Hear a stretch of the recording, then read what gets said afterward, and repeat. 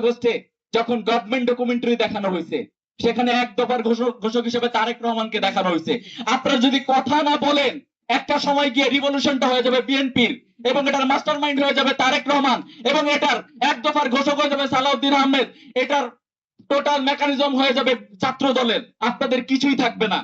Nikola Tesla হচ্ছে বিদ্যুতের জনক, আর ধ্বংস হয়েছে, মৃত্যু হয়েছে কোন জায়গায়? বাংলাদেশে। ধ্বংসের কারিগর কে? ওইটা তো মাস্টার মাইন্ড তারেক রহমান। ধ্বংসের কারিগর কে? নিকোলাস টুকু। তুমি কে আমি কে আগে কি বলতো? রাজাকার রাজাকার। এখন অটোমেটিক স্লোগান হয়ে গেছে। এখন বিএনপি কে স্লোগান দিতে বলেন না তুমি কে আমি কে, বিএনপি নেতা কর্মীরাই বলবে হাদি হাদি, একটু নিভে যাবে। এটা কি সম্ভব? এটা নিকোলাস টুকু ভাইকে এটা মাথায় রাখতে হবে। এটা আফটার রিভলিউশন। এখানে প্রত্যেকটা মানুষ কথা বলতে শিখছে। একটা কথা সোশ্যাল মিডিয়ায় তো বারবার আসতেছে, নিকোলা টেসলা হচ্ছে বিদ্যুতের জনক, আর ধ্বংস হয়েছে, মৃত্যু হয়েছে কোন জায়গায়? বাংলাদেশে। ধ্বংসের কারিগর কে? ওইটা তো মাস্টার মাইন্ড তারেক রহমান। ধ্বংসের কারিগর কে? নিকোলাস টুকু। বাংলাদেশের বিচার ব্যবস্থা ধ্বংসের কারিগর কে? সংবিধান সালাউদ্দিন আহমেদ। আশা করছি উনি চেঞ্জ হচ্ছেন। দেখলাম আর কি সোশ্যাল মিডিয়ায় দেখলাম, এটা ওনার ব্যর্থতা যে উনি টিকে থাকতে পারেন নাই। শহীদ শরীফ ওসমান হাদি ভাইয়ের হত্যার বিচার বারবার বলা হয়, আমাদের রাজনৈতিক ভাইরা এসে বলতেছিল যতদিন পর্যন্ত শহীদ শরীফ ওসমান হাদি ছিল 10 জন 15 জন নিয়ে বারবার প্রেস ব্রিফিং করতো, শহীদদের হত্যার বিচার করেন, আহতদের রক্তের বিচার করেন, জুলাই সনদ বাস্তবায়ন করেন। যখন এগুলা বলতো আমার মনে হয় না যে বাংলাদেশে বিদ্যমান রাজনৈতিক দলগুলো স্বতঃস্ফূর্তভাবে অংশগ্রহণ করত। এখন এসে,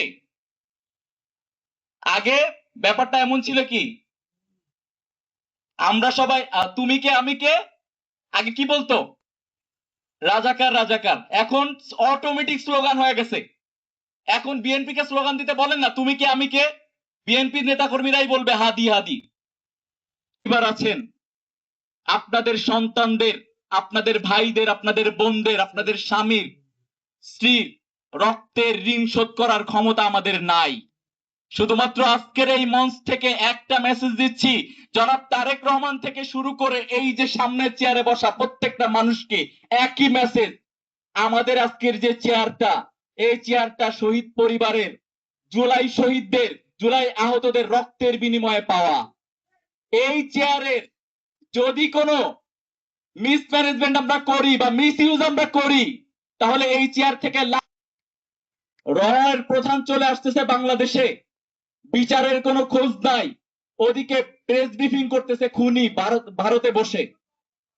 বাংলাদেশের সরকারের যদি ন্যূনতম গার্ড থাকতো, তাহলে এই কথাগুলা আফটার রিভলিউশন আমাদের এই কথাগুলা আর বলা লাগতো না।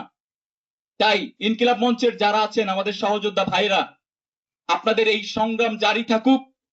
আমরা যত দূরেই থাকি না কেন আপনারা জানাবেন, আমরা দূর দূর থেকে আমরা এসে আমরা অংশগ্রহণ করব অবশ্যই। এবং যারা রাজনৈতিক কর্মী আছেন, আমি আপনাদের অনুরোধ জানাবো, এখন পর্যন্ত সংসদে, নাসিরউদ্দিন ভাই বলতেছিল সংসদে কথা উঠে না। শহীদ শরীফ ওসমান হাদি আমাদের বিপ্লবের মুয়াজ্জিনকে নিয়ে আপনারা সংসদে কথা উঠাচ্ছেন না।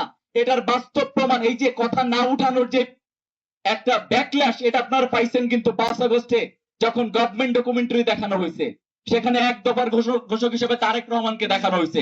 আপনারা যদি কথা না বলেন, একটা সময় গিয়ে রিভলিউশনটা হয়ে যাবে বিএনপির, এবং এটার মাস্টার মাইন্ড হয়ে যাবে তারেক রহমান, এবং এটার এক দফার ঘোষক হয়ে যাবে সালাউদ্দিন আহমেদ, এটার টোটাল মেকানিজম হয়ে যাবে ছাত্র দলের। আপনাদের কিছুই থাকবে না।